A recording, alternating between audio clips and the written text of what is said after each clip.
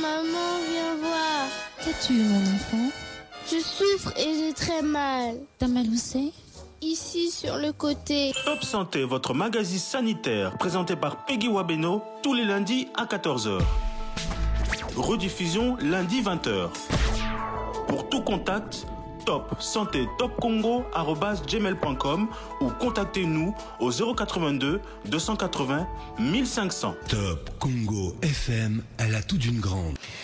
La République démocratique du Congo, deuxième pays d'Afrique le plus touché par la drépanocytose après le Nigeria, avec une prévalence estimée entre 2 et 3% chez les nouveau-nés, ce qui représente 50 à 52 000 bébés qui naissent avec la maladie en RDC et près de 75% meurent avant l'âge de 5 ans, alors qu'un dépistage précoce permet une prise en charge adaptée de la maladie. Le dépistage de la drépanocytose est un enjeu majeur de la lutte contre cette maladie en RDC. Pour répondre à cette question, nous recevons dans cette émission Monsieur Pichulu Kissa. Il est chef de projet DREPASSI, un projet pilote d'intégration de la drépanocytose dans les soins de santé primaires. Et au cours de cette émission, nous aborderons également le dépistage néonatal systématique. Mesdames, Messieurs, bonjour à tous et bienvenue dans Top Santé, votre magazine. Monsieur Lukissa, bonjour et bienvenue. Bonjour et merci pour l'invitation. Comment allez-vous? Je vais très bien, au rythme de notre beau pays. Merci. Alors pourquoi un dépistage de la drépanocytose? Le dépistage de la drépanocytose est une étape cruciale dans la lutte contre la maladie parce qu'elle permet de détecter les hétérozygotes AS qui sont les potentiels transmetteurs de la maladie, mais aussi les homozygotes SS. Donc c'est grâce à ces dépistages que l'on peut identifier qui est malade et qui est à risque de transmettre la maladie. Et comment se fait-elle? Le dépistage se fait en tenant compte du plateau technique de l'établissement de soins où l'on est. Et il y a plusieurs techniques que l'on fait. Il y a d'abord ce qu'on appelle les tests d'orientation. Un dépistage avec un test d'orientation. Il y en a plusieurs, notamment ce qu'on appelle les tests de MEL. C'est un test de falsiformation où on prive l'hémoglobine de l'oxygène et puis on va observer qu'il y a eu falsiformation des globules rouges. Il y a aussi ce qu'on appelle les tests d'Itano ou les tests de solubilité. Mais il y a ce qu'on appelle les tests de confirmation, c'est-à-dire l'électrophorèse de l'hémoglobine avec toutes ces variantes. Ça peut être les capillaris, ça peut être l'isoélectrofocalisation. Ça peut trop aussi de termes être, techniques, il faut nous simplifier les choses. Bon, c'est-à-dire qu'on a deux types de tests, les tests d'orientation et les tests de confirmation. La confirmation, c'est sur base de l'électrophorèse de l'hémoglobine. Et tous ces tests-là, on le fait où? Les tests sont faits normalement dans un établissement de santé en tenant compte du plateau technique. Parce que dans notre système, il y a les structures de premier échelon qu'on appelle les centres de santé, la structure qui est à proximité de la population. Là, on fait les tests d'orientation. Mais il faut dire qu'actuellement, il y a les tests de dépistage rapide qu'on appelle TEDR qui sont déjà disponibles dans notre pays, homologués par les ministères de la Santé à travers les programmes nationaux de lutte contre la drépanocytose. Donc déjà au niveau des centres de santé, avec les TEDR, on est à mesure de dépister. Et ceux qui sont positifs, c'est-à-dire qui sont SS avec les TEDR, on demande et on fait maintenant la confirmation avec l'électrophorèse de l'hémoglobine. Donc les tests se font dans les établissements de soins en tenant compte du plateau technique. Ce test-là, ce dépistage-là se fait sur demande d'un médecin? Les tests se fait soit d'abord sur demande personnelle. Là, je parle par exemple pour ceux qui se préparent au mariage, qui veulent bien connaître leur statut hémoglobinique. Ils peuvent faire les tests pour connaître s'ils sont à mesure de transmettre la maladie. Il y a aussi les familles qui peuvent demander les tests Par exemple, si dans les antécédents familiales, il y a ces problèmes d'hérédité avec la maladie SS, les familles peuvent demander. Aussi, les prestataires de soins, un enfant qui arrive à l'hôpital avec un signe évocateur de la maladie, avec les notions de polytransfusion, alors les prestataires demandent aussi les tests d'hémoglobine pour diagnostiquer la drépanocytose. Qui doit se faire dépister? Les dépistages, tout d'abord, on prend les dépistages néonatals, c'est-à-dire les enfants, les bébés qui naissent. L'idéal est qu'il y ait systématisation du dépistage néonatal pour que tout enfant, dès sa naissance, puisse être diagnostiqué, qu'on sache son statut hémoglobinique. Deuxièmement, c'est le jeune fiancé, ceux qui aspirent au mariage. Ils doivent se faire dépister pour éviter un mariage à risque. Qu'est-ce qu'un mariage à risque? C'est un mariage entre les personnes AS-AS, les personnes AS-SS. Ces mariages-là ont une probabilité de donner des enfants SS. Aussi, comme je l'ai dit, les enfants qui viennent en consultation avec un signe évocateur doivent nécessairement aussi bénéficier d'un dépistage de la drépanocytose. Alors, quelles sont les méthodes de dépistage? Les méthodes de dépistage, comme je venais de les dire, ça dépend maintenant du plateau technique. Au centre de santé, on fait les TDR, les tests rapides. Dans moins de 5 minutes, on peut déjà diagnostiquer la maladie chez un enfant, chez toute personne. Mais il y a la confirmation qui s'est faite au niveau de l'hôpital général des références. Ça, c'est vraiment en tenant compte de notre système de santé où il y a la référence et la contre-référence entre les centres de santé et l'hôpital général des références. Vous avez, en fait, au début de cette émission, j'ai également dit que nous allons parler du dépistage néonatal. En RDC aujourd'hui, où est-ce qu'on en est? En RDC, les dépistages néonatales, il faut dire que il y a comment on appelle ça, les centres hospitaliers mère-enfant de Montcollet, avec le professeur Chulolo, qui avait vraiment commencé avec les dépistages néonatales. Ils ont même publié plusieurs articles, ils ont pu dépister beaucoup d'enfants. Mais actuellement, il y a aussi les projets DREPACI, un projet pilote d'intégration de la drépanocytose dans les systèmes de santé qui est mis en œuvre dans 3 provinces, à Kinshasa dans la zone de santé de Selembao, à Mbujimayi dans la zone de santé de Djoulou et à Bukavu dans la zone de santé d'Ibanda. Dans ces 3 zones de santé, on dépiste les enfants, tout enfant qui naît dans ces zones de santé bénéficie d'un dépistage néonatal de la drépanocytose gratuitement. Donc le dépistage gratuitement. En quoi il est important? Il est important parce qu'on détecte la maladie dès la naissance. Plus tôt la maladie est détectée, plus tôt on commence la prise en charge, mieux on améliore la qualité de vie. Au lieu d'attendre, parce que ce qu'on rencontre dans notre pays, beaucoup des enfants drépanocytaires sont connus comme tels avec l'âge, quand ils commencent à faire des crises. Il y a eu d'abord des tâtonnements, c'est après qu'on viendra découvrir que cet enfant est drépanocytaire. Mais grâce au dépistage néonatal, dès la naissance, on commence une prise en charge, on prévient les complications, mais aussi on informe les parents sur la maladie et les soins à apporter à l'enfant drépanocytaire. Vous êtes dans ce projet. Concrètement, comment ça se passe? Vous ne couvrez que 3 zones de santé, alors qu'on a dit dans cette émission, à peu près 50 à 52 000 bébés naissent drépanocytaires. Comment vous faites? Comme je venais de le dire, les projets, c'était d'abord un projet pilote. C'est comme ça qu'on avait ciblé 3 zones de santé. Mais avec l'appui du ministère de la Santé, il y a eu achat et des tests rapides pour 54 zones de santé.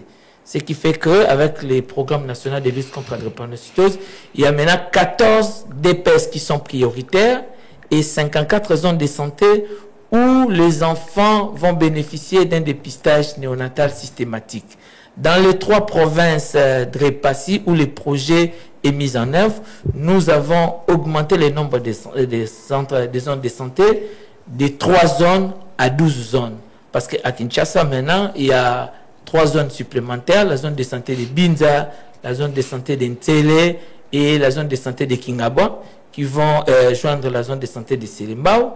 À Mujima aussi, c'est 4 et à Bukavu 4 pour avoir un total de 12 zones de santé. Donc voilà un peu avec les résultats de l'expérience pilote. Nous passons maintenant à l'extension du projet DREPASSI. Sur le terrain, qu'est-ce que ça donnait? Quels sont les résultats de cette première expérience? La première expérience du projet DREPASSI a donné vraiment des résultats encourageants où on peut voir, parce que nous, ce que nous faisons, on commence d'abord chez la femme enceinte. Toutes les femmes enceintes qui viennent sont sensibilisées pour le dépistage. Et la première phase, nous avons accueilli au total 32 728 femmes enceintes dans ces 3 zones de santé. C'est les Mbao, Djoulou, Ibanda. Et de ces femmes enceintes, nous avons pu faire les dépistages qui a montré que 11,4 femmes sont porteuses, sont AS. Imaginez 11,4% de 32 000. C'est vraiment beaucoup. Et pour les enfants, au dépistage néonatal, nous avons pu dépister 4 785 enfants avec une prévalence de 2,4. 2,4% des bébés naissent SS. Et chez les enfants de 0 à 5 ans, les enfants de la fratrie, on a pu dépister 10 589 enfants. Et qu'est-ce qu'on a remarqué? La prévalence augmente. Elle est de 5,5% chez les enfants de 0 à 5 ans qui viennent à l'hôpital dans les 3 zones de santé avec un signe évocateur. Ce qui voudrait dire que quand on regarde les statistiques qui existent dans notre pays, il y a maintenant une tendance à la hausse de la drépanocytose par rapport aux résultats du projet DREPASSI dans les 3 provinces. Tendance à la hausse parce que les parents contractent un mariage à risque? Tendance à la hausse parce que la maladie se vit dans un contexte d'ignorance. Beaucoup de gens ignorent leur statut hémoglobinique, ils se marient comme ça sans examen prénuptial et la communauté a une mauvaise image de la drépanocytose. Au lieu de considérer la maladie comme génétique, mais dans notre communauté, une maladie chronique est considérée comme quelque chose, soit un mauvais sort qui est jeté sur la famille, voilà, métaphysique. Alors, l'ignorance entretient aussi les taux élevés, mais les actions de santé publique de grande envergure, il n'y en avait pas avant.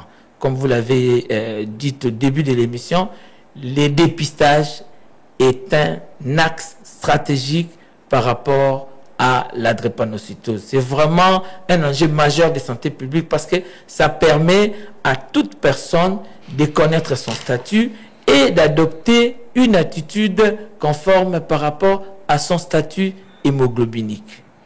Vous avez lancé le projet DREPASSI, vous avez les premiers résultats. Beaucoup de femmes enceintes ont été dépistées positives par rapport à la drépanocytose. Comment vous avez fait? Comment vous les avez soignées? Les femmes enceintes qui ont accepté les tests, dont leurs enfants ont été diagnostiqués SS, nous, dans le cadre du projet DREPASSI, on commence directement la prise en charge. Et dans cette prise en charge, il y a un suivi médical, un suivi clinique qui est organisé.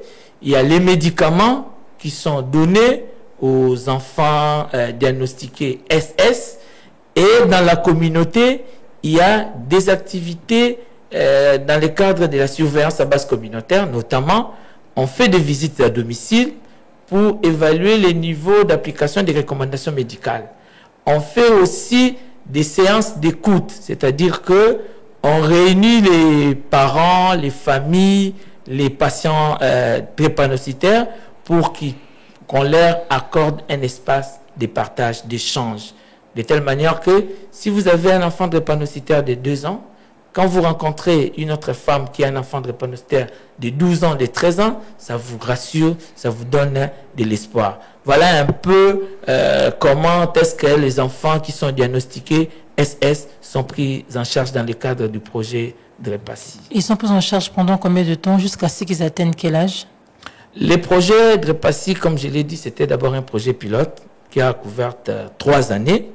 Et en passant à l'extension, nous allons maintenir la cohorte, c'est-à-dire que tous les patients qu'on a diagnostiqués qui font partie du projet avec ceux qui viendront, nous allons continuer à les prendre en charge jusqu'à ce que le projet prend fin. Mais il y a des actions encourageantes de la part du gouvernement qui rassurent la pérennisation de ce que nous avons commencé comme travail dans les 3 zones de santé. Le gouvernement vous a doté des TDR, 500 000 tests, c'est ça? Oui, le gouvernement a rendu disponible 500 000 tests pour la République démocratique du Congo. Est-ce suffisant? Ce n'est pas suffisant, mais c'est encourageant parce que avec les 500 000 tests au niveau du programme national, on a identifié 14 provinces qui sont prioritaires en termes de prévalence. Et dans les 14 provinces prioritaires de la drépanocytose, les enfants vont bénéficier du dépistage systématique. Et nous attendons après le dépistage, avec la couverture santé universelle, certainement les médicaments vont suivre pour la prise en charge des enfants SS. Ces médicaments vont suivre quand exactement, M. Lukisa? Les médicaments, vous savez que la couverture santé universelle qui est prônée par notre gouvernement a commencé avec la gratuité de la maternité. On a vu les résultats.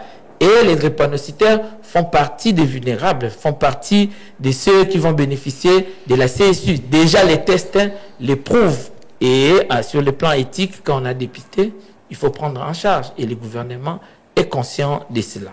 Depuis que vous avez reçu ce kit-là des TDR, combien d'enfants avez-vous déjà dépistés et pris en charge? Depuis que les tests, nous avons reçu les tests de la part du gouvernement, nous sommes maintenant dans la phase de renforcement des capacités. Il faudrait former les personnels. Parce que, comme je l'ai dit, ce sont des tests rapides. Ça fait partie des innovations. Beaucoup de zones, beaucoup de prestataires ne connaissaient pas qu'il y avait des tests.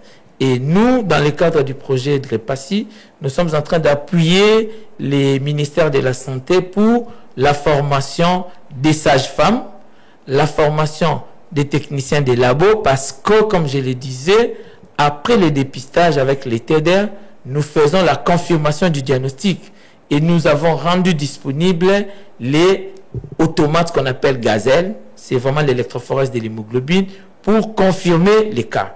Donc, il y a eu les tests, nous sommes maintenant dans la formation et après la formation, on va lancer les dépistages. Alors, quels sont les défis majeurs du dépistage néonatal systématique? Voilà, les dépistages, avant nous venions de dire que c'est une intervention de santé publique. Mais les dépistages, c'est aussi un service qui est disponible, qui doit être disponible au niveau des établissements de soins. Pourquoi? Pour que les populations puissent bénéficier de ces services-là. Alors, il y a plusieurs défis, notamment l'insuffisance des ressources. Parce que quand on intègre les programmes de dépistage, que ce soit néonatal ou les dépistages en général, il faudrait doter les établissements de soins des intrants pour éviter les ruptures, pour ne pas connaître les cas de rupture de stock. Donc l'insuffisance des ressources, c'est vraiment les grands défis du dépistage. Et deuxièmement, c'est la sensibilisation. Parce qu'une fois que les services est intégré dans les établissements, il faudrait que la population sache, soit au courant. Et la population ne peut être au courant qu'au travers les sensibilisations. Donc il faut former les relais communautaires, former les agents de santé qui vont sensibiliser la communauté à venir consulter les centres pour bénéficier de ces services. Et troisièmement, c'est l'accès aux soins. Ces services doivent être disponibles sur le plan géographique. Donc, comme la population consulte d'abord les structures des premiers échelons, les centres de santé, qu'on commence à intégrer au niveau des centres de santé pour que les dépistages soient accessibles. Voilà un peu les trois grands défis, c'est-à-dire l'insuffisance des ressources, faible niveau de sensibilisation et l'accès sur le plan géographique au dépistage. Et l'aspect religieux, comment vous faites pour casser cela? Vous savez que la religion impacte beaucoup sur le social. La religion est devenue un dénominateur sur lequel beaucoup de gens posent leurs actes. Alors, il y a des religions, on ne va pas citer ici, justement, qui n'acceptent pas les dépistages. Mais nous disons que le dépistage, ça permet de diagnostiquer. Parce qu'à part les dépistages, il n'y a pas un autre moyen pour connaître son statut hémoglobinique. C'est comme ça que, avec les programmes nationaux de lutte contre la drépanocytose, il y a eu un programme où on avait sensibilisé les confessions religieuses de telle manière que eux qui ont la primauté de bénir les unions, au moins de commencer à sensibiliser les gens quand ils viennent demander la bénédiction de leur mariage. Qu'on leur parle, ne serait-ce que de l'examen de l'électrophorèse. Comme ça, et ils vont faire leur part, et l'État aussi doit faire sa part dans la sensibilisation. Nous rappelez la drépanocytose, c'est quoi et qu'est-ce qui entraîne cette maladie? La drépanocytose, c'est une maladie génétique qui est héréditaire, c'est-à-dire que les papas qui est AS, qui se marient avec une maman AS, les deux, ils ont la probabilité de donner naissance à un enfant SS. Donc c'est une maladie héréditaire et génétique transmise par les enfants, par les parents qui sont porteurs. Et la transmission de la maladie s'est fait de manière génétique. Si papa n'en a pas, les enfants n'en auront pas. Il faudrait que papa soit porteur et maman aussi pour transmettre la maladie aux enfants. Et ça se manifeste par plusieurs signes qu'on met ensemble et on dit qu'il y a une triade. C'est-à-dire la douleur des os et des articulations. Il y a deuxième signe, c'est la diminution du volume sanguin, l'anémie. Et troisième signe, c'est la fièvre ou les infections. Voilà un peu la triade qui caractérise la manifestation de la drépanocytose. Chez l'enfant? Chez l'enfant. Là, à partir de quel âge? Entre 6 et 9 mois. Parce que vous savez que quand on est, l'enfant est protégé par l'hémoglobine fœtale, c'est-à-dire l'anticorps maternel. Et à 6 mois, cet anticorps disparaît et l'enfant doit produire ses propres anticorps. C'est en cette transaction, pendant cette période, que l'anémie SS signe sa présence. Donc, entre 6 et 9 mois, on va remarquer ce qu'on appelle les syndromes des mains et des pieds. Sans traumatisme, l'enfant va présenter des gonflements au niveau des mains et des pieds. Et là, on sait déjà dire que cet enfant risque d'être SS. Et pour le confirmer, intervient maintenant les dépistages qu'on venait de développer tout à l'heure. Là, c'est quand l'enfant est amené à l'hôpital que vous êtes en mesure de poser ce diagnostic. Et l'enfant qui est gardé à la maison? Les enfants qui sont gardés à la maison, quand vous avez évoqué les taux de mortalité, beaucoup des enfants vont mourir sans être diagnostiqués SS alors qu'ils les sont. Pourquoi? Parce que les gens confondent d'abord, les parents, ils vont commencer à confondre les groupes sanguins et l'électrophorèse de l'hémoglobine. Papa va dire, moi je suis du groupe O positif. C'est un bon groupe, le groupe des gens forts. Mais mon enfant, comment il est SS? Ils vont confondre. Deuxièmement, les gens vont fréquenter l'hôpital en retard. Parce qu'ils vont commencer à aller chez les tradipraticiens, surtout que parmi les complications, les manifestations de la maladie, il y a ce qu'on appelle splénomégalie, couramment appelé Kibeka ou Kibeke, les gonflements de la rate qu'on se voit avec les ventres. Et les gens vont commencer à consulter les tradipraticiens. Ils vont passer le temps là-bas sans venir à l'hôpital. Donc, beaucoup des enfants drépanocytaires meurent sans être diagnostiqués. Mais nous, grâce au projet Drépassi, quand on dépiste un bébé SS, nous demandons aux parents d'amener les autres enfants de moins de 5 ans de la fratrie. Et chez eux, on fait les dépistages. C'est comme ça que je vous ai dit, dans la fratrie, on a constaté 5,5% des enfants SS. Mais un dépistage tardif, est-ce que ça permet aussi une bonne prise en charge? Les dépistages tardifs ne permettent pas une bonne prise en charge, surtout chez les enfants, parce que je l'ai dit, plus tôt la maladie est détectée, plus tôt la prise en charge est mise en place, mieux on améliore la qualité de vie. Donc si on veut améliorer la qualité de vie des enfants drépanocytaires, ils doivent être dépistés tôt. Vous avez dit la drépanocytose chez le nouveau-né se déclare entre 6 et 9 mois, là où on voit les signes qui apparaissent. Alors lorsque le dépistage est fait beaucoup plus tôt et à la naissance, et que l'enfant atteint 6 mois, il n'y a pas de signes de manifestations de la maladie? Il y aura des signes parce que la maladie va se manifester indépendamment du dépistage.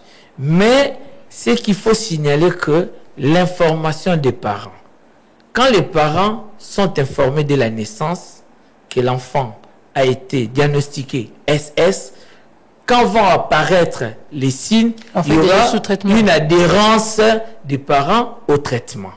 Mais quand la maladie n'est pas détectée à la naissance, les parents seront surpris de constater que l'enfant est SS. À ce moment-là, on rencontre beaucoup de cas de résistance. Et vous allez voir, l'homme va décliner la responsabilité, on va commencer à chercher les sorciers. Donc c'est important parce que le diagnostic néonatal permet d'entrer en contact avec les parents des enfants, de leur expliquer c'est quoi la maladie, comment l'enfant est né SS, qu'est-ce qu'il faut faire dans le vécu de l'enfant quand les signes vont commencer. Donc le traitement est administré après l'apparition des symptômes. Les traitements de la drépanocytose, là, on doit les signifier. Il n'y a pas un traitement curable de la drépanocytose parce que c'est une maladie génétique. À vie. On est drépanocytaire, on grandit drépanocytaire, on meurt drépanocytaire. Donc, on va maintenant soigner les différentes manifestations qui vont apparaître. Mais quand on connaît déjà que l'enfant est drépanocytaire, on lui met sous pénicillinoprophylaxie, c'est-à-dire qu'on va commencer à donner des médicaments qui vont prévenir les infections parce qu'on connaît déjà quels sont les germes susceptibles à causer des pathologies chez les enfants drépanocytaires. On commence à administrer des médicaments pour prévenir toutes ces infections. On met aussi les enfants sous acide folique pour que le corps de l'enfant puisse à tout moment produire les globules rouges, que les problèmes de diminution de sang n'arrivent pas. Toutes ces interventions sont mises en place dès le dépistage néonatal, parce qu'on connaît. Mais quand on ne connaît pas, on va commencer à tâtonner. Quand l'enfant tombe malade, on va croire que c'est les paluformes anémiques. On va commencer à chercher jusqu'au moment où on va découvrir que l'enfant est drépanocytaire. Mais est-ce qu'il y a également une prise en charge psychologique au niveau de Drépassi? Au niveau du Drépassi, nous sommes en train maintenant de mettre les interventions par rapport à un accompagnement psychosocial. Parce que, vous savez, la drépanocytose, c'est une maladie chronique, certes, mais qui est compatible à la vie. Et les parents des enfants drépanocytaires vivent un stress permanent par rapport à la survenue des crises, par rapport au cours même de la maladie de leurs enfants. C'est comme ça qu'ensemble avec les programmes nationaux de lutte contre la drépanocytose, nous sommes en train de mettre maintenant en place un accompagnement psychosocial, que ce soit pour les drépanocytaires, que ce soit pour les parents des enfants drépanocytaires. Et là, ça va s'exécuter pendant combien de temps? Durant tout la période du contrat? Non, c'est un paquet d'interventions, un paquet de soins que nous sommes en train d'intégrer dans les systèmes. Et ce paquet comprend l'aspect prévention avec les dépistages, l'aspect prise en charge avec les médicaments qu'on donne et l'aspect accompagnement psychosocial. Donc, c'est un paquet d'interventions qui est en train d'être intégré dans les systèmes de santé au travers les paquets minimums d'activité de la zone de santé. Avec le défi, avec le tableau que la drépanocytose présente ici en RDC, pensez-vous que la mise en application du projet Drépassi pourrait inverser la tendance? 50 à 52 000 enfants malades. Drépassi, qu'est-ce que vous espérez obtenir? Drépassi avait pour objectif d'améliorer d'abord les diagnostics de la drépanocytose.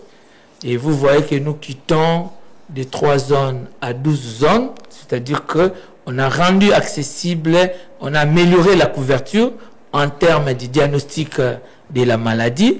Drépassi visait le renforcement des capacités des prestataires. Et vous avez vu que les prestataires dans 12 zones de santé vont bénéficier des formations. Drépassi avait aussi un volet de plaidoyer. Et vous voyez comment le ministère s'implique maintenant avec l'achat des TDR. Donc, renverser la tendance, il y a plusieurs facteurs qui vont intervenir. Et Drépassi n'est qu'une contribution parmi tant d'autres. Drépassi a sonné l'alarme et les autorités ont vu et commencent à mettre la main dans la pâte. Donc, il faudrait qu'il y ait des actions, une synergie pour qu'on puisse renverser la tendance de la maladie dans notre pays. Seul Drépassi serait insuffisant. 14 ans, le projet a été étendu dans 14 zones de santé. La RDC, on en a plus de 500. Alors, dans les autres zones de santé où le projet ou Drépassi n'est pas encore opérationnel, qu'est-ce que vous préconisez? Voilà. Nous travaillons en collaboration avec les ministères de la Santé au travers les programmes de lutte contre la drépanocytose. C'est les programmes qui établissent la cartographie des zones à risque, des zones à prévalence élevée. Nous avons commencé par 3 et les programmes venaient d'ajouter 14. Nous sommes en train d'aller de manière échelonnée et quand on va couvrir les 14 DPS sur 26, nous allons voir quelles sont les actions à venir. Et Drépassi seul ne saura pas couvrir les 26 DPS. C'est comme ça, ici, nous en appelons à tous les autres partenaires qui œuvrent dans la lutte contre la mortalité maternelle et infantile, d'emboîter les pas de la Fondation Pierre Fabre qui a manifesté une volonté dans la lutte contre la drépanocytose dans notre pays pour que les autres provinces, les autres zones de santé soient prises en compte afin de couvrir les besoins du pays. Nous l'avons dit, nous avons posé cette question au début de cette émission. Le dépistage de la drépanocytose, est-ce un enjeu majeur dans la lutte contre cette maladie en RDC? Je vous pose donc cette question. Oui, le dépistage de la drépanocytose, c'est un enjeu parce que il faut prendre ça en 2 sens. Un enjeu majeur. Un enjeu majeur dans la lutte contre la drépanocytose. Pourquoi? Parce que le dépistage a biface. Le dépistage est une intervention de santé publique. Le dépistage est un service qui doit être accessible dans les établissements de soins. Est-il accessible? Oui, dans les zones où il y a les projets de Drépassi, c'est accessible. Oui, dans les nouvelles zones supplémentaires avec l'arrivée et le déploiement des TDR, mais dans les autres, nous sommes allés pas à pas. Et quel bénéfice y a-t-il à faire dépister son enfant?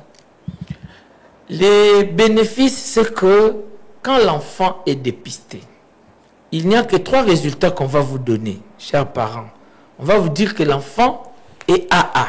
C'est-à-dire que l'enfant est normal, il n'a pas de problème par rapport à la transmission de la maladie. Le deuxième, on va vous dire que votre enfant est AS. Et quand l'enfant est détecté AS, c'est-à-dire qu'il est porteur, c'est lui qui est capable de transmettre la maladie. En ce moment-là, les parents doivent être sensibilisés quand arrivera le moment de mariage, que l'enfant qui a été dépisté AS ne puisse pas se marier avec une autre personne AS. Et le troisième résultat, c'est les SS. Quand on vous dit que votre enfant est SS, acceptez, parce que ça vient de l'amour des papas et des mamans. Aider cet enfant à mieux grandir. Comme je venais de le dire, la drépanocytose, c'est une maladie chronique, certes, mais qui est compatible à la... Lelo, tolobeli, makambitali, dépistage, yabokono, oyo académie SS, tolobi ete, baboti, basengeli, kondimate bana na bango, basala bango dépistage, pona koyeba oyo mwana azali. Soki oyebi déjà, statut ya mwana na yo, ne okosalisa ye akola malamu. Kasi ezali na ba province oyo mbulamatari a pesi ba teste pour te ba bébé nyonso ba robota makuna ba banda ko yeba ndenge ya kosala bango teste. Ba province nini? Tozali na province ya Liboso ville, province ya Kinshasa, na 4 zones de santé.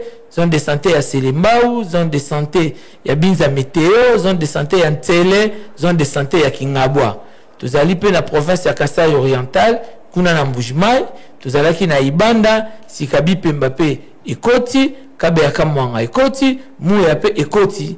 Tozali pe na province ya Sud Kivu, na Bukavu, tozalaki na Ibanda, Sika Bagira pe bakoti, ba zone de santé nyonso ekoti. Donc baboti bandi mate bana na bango baeba kusala examen.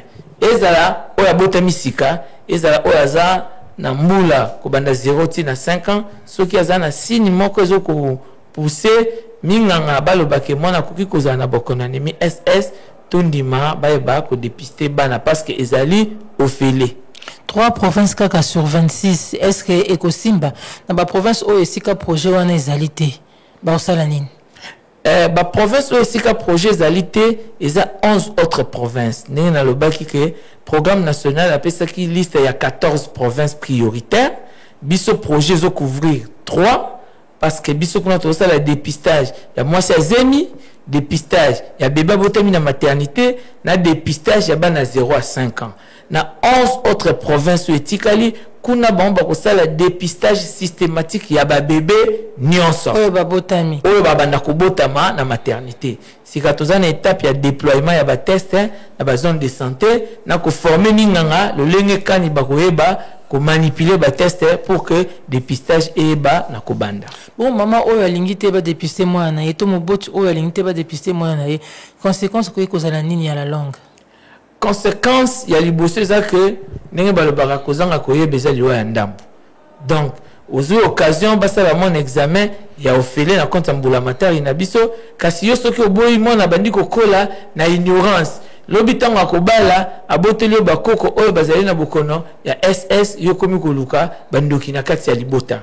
Donc baboti tosengeli vraiment kondima ko encourager dépistage oyo bazali kusala na ba zone de santé na biso pona oyo tali bokono ba zone de santé SS.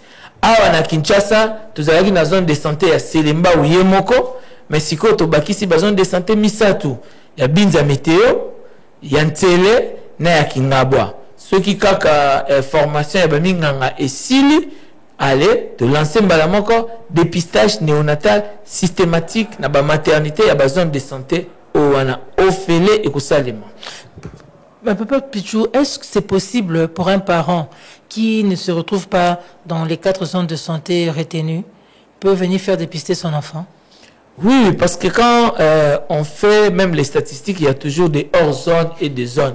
La personne peut aller chercher un service s'il en a besoin, mais il doit seulement remplir les critères. Vous savez que avec la gratuité de la maternité, maintenant il y a beaucoup de femmes qui accouchent dans les structures. Et c'est comme ça qu'on a intégré maintenant le dépistage néonatal dans les structures, de telle manière que pendant le séjour à la maternité, on dépiste et on annonce les résultats à la maman. Donc vous faites d'une pierre deux coups? D'une pierre deux coups parce que, vous savez, la drépanocytose, c'est une maladie génétique qui a des implications sur le plan social, d'où il faut très bien parler avec les parents, convaincre la femme enceinte, accepter d'abord les dépistages et accepter les résultats issus du dépistage de l'enfant. C'est une maladie génétique, vous l'avez dit, mais pourquoi est-elle aussi stigmatisante? Dans notre pays, dans notre communauté, la drépanocytose est stigmatisante parce qu'il y a une image que la population colle aux familles qui vivent au quotidien ces problèmes. C'est stigmatisant parce qu'on n'en parle pas. C'est stigmatisant parce que les gens pensent que ce n'est pas une maladie génétique, c'est autre chose. Et c'est tous ces facteurs qui font que la stigmatisation autour de la drépanocytose continue à battre son chemin. Mais plus on en parle, plus les drépanocytaires sortent maintenant de leur anonymat, ils commencent à parler de la maladie. Beaucoup de gens commencent à comprendre c'est quoi la maladie et nous osons croire que dans les jours à venir, la stigmatisation va baisser autour de cette maladie. Ok, on termine déjà notre émission. Un dernier mot adressé aux parents. Les derniers mots, c'est d'abord remercier les gouvernements pour l'implication par rapport au dépistage avec les tests qui sont disponibles dans les zones de santé. Et remercier la Fondation Pierre Fabre qui est les partenaires qui appuient les projets Drépassi. Et remercier Sanru Asbel qui, dans ses attributions, est en train de gérer les projets de Drépassi en République démocratique du Congo. Ce que nous allons demander aux parents, c'est d'accepter les dépistages et d'accepter les résultats qui vont découler du dépistage. Nous demandons aux femmes enceintes d'aller consulter les structures dans les zones de santé pour qu'ils puissent bénéficier du dépistage de la drépanocytose. Le dépistage néonatal. Le dépistage néonatal pour l'enfant, mais pour nos zones de santé, là où il y a drépassi, par exemple à Selembao, il y a d'abord le dépistage de la femme enceinte et le dépistage néonatal. Et les hommes qui veulent aussi se faire dépister, est-ce qu'ils peuvent aller? Pour les hommes, dans le cadre du projet de Drépassi, nous leur donnons l'information que les dépistages existent, qu'ils cherchent à se faire dépister parce que le projet a des cibles bien identifiées. C'est la femme enceinte, c'est les nouveau-nés et l'enfant de 0 à 5 ans. Le papa bénéficie d'une information pour qu'il cherche les dépistages. Le projet de Drépassi est un projet multi-pays. Quels sont les autres pays qui sont également impliqués? Un projet multi-pays, c'est-à-dire que nous sommes en République démocratique du Congo, nous sommes en République centrafricaine, nous sommes au Cameroun et nous sommes en Côte d'Ivoire. C'est ce qui montre même les sigles Drépassi, c'est-à-dire drépanocytose en Afrique centrale et Côte d'Ivoire. Les résultats sont les mêmes partout ou c'est seulement à la RDC qu'on a enregistré cette performance? Les résultats sont encourageants dans tous les pays, mais la RDC a une spécificité par rapport aux autres pays, c'est que c'est l'unique pays qui a un programme national de lutte contre la drépanocytose, l'unique pays qui a un protocole national de prise en charge et une politique. Nous avions aussi les plans stratégiques et les autres pays nous ont emboîté les pas maintenant. Ils ont aussi des plans stratégiques dans leur système de santé. La RDC, c'est les pays miroirs, c'est les pays de référence dans le cadre du projet Drépassi. Mais de tous les 4 pays, est-ce que vous avez rassemblé ou bien mis en commun tous les résultats? Oui. Drépassi prend fin théoriquement le 31 décembre et à la fin, nous allons communiquer les résultats obtenus dans les 4 pays des mises en œuvre. Alors, monsieur Lokisson, on termine déjà. Merci d'avoir répondu à notre invitation. Et c'est à moi de vous remercier pour votre implication active dans la lutte contre la drépanocytose. Merci beaucoup. Voilà, fidèles auditeurs de Top Congo FM, chers amis de Top Santé, c'est par ici que nous bouclons cette émission. Je rappelle que nous avons reçu aujourd'hui Monsieur Pichulu Kissa, qui est chef de projet DREPACI, un projet pilote d'intégration de la drépanocytose dans les soins de santé et primaires. Il est donc question dans ce projet de faire la sensibilisation aux femmes enceintes sur l'importance du dépistage néonatal, l'importance de se faire dépister aussi elles-mêmes et l'importance de faire dépister les enfants, les tout petits de moins de 5 ans. Voilà, donc un dépistage de la drépanocytose est une stratégie essentielle pour améliorer la prise en charge de cette maladie en RDC, en investissant dans la formation du personnel, en équipant les centres de santé et en mettant des campagnes de sensibilisation. Il est possible de faire des grands progrès dans la lutte contre cette maladie en RDC. Dépister tous les nourrissons, il faut le dire, permettra ainsi de prévenir les complications et ainsi réduire le nombre d'hospitalisations et le risque de mortalité. C'est par ici que nous bouclons cette émission. Merci à Patrick Mongongo qui a assuré la partie technique de Top Santé d'aujourd'hui. Merci également à Miguel Omena. On se retrouve la semaine prochaine pour un nouveau numéro. Au revoir et prenez soin de vous. Maman, viens voir. Qu'as-tu, mon enfant? Je souffre et j'ai très mal. T'as mal où c'est? Ici, sur le côté. Top Santé, votre magazine sanitaire, présenté par Peggy Wabeno, tous les lundis à 14h. Rediffusion lundi 20h. Pour tout contact, Top Santé topcongo@gmail.com ou contactez-nous au 082 280 1500. Top Congo FM à la toute d'une grande.